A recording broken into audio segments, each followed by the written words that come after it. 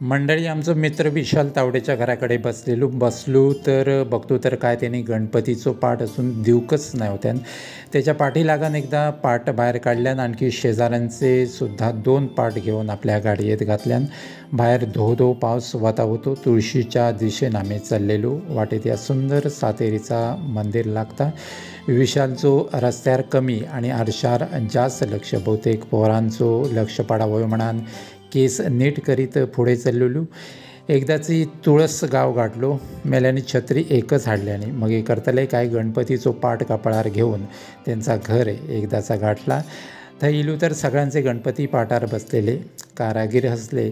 विशाल होतंय खंय अजून, गणपती सुकतलो कधी, काय करतले. विशाल नेहमीच बिझी. सगळेच गणपतीचे IT बघल्यान पण हेका योकय गणपती पसंत पडाना. घराकडे फोटो पाठयल्यान त्यांच्यानी डन केल्यावर एक राजस गणपती ठरलो. तो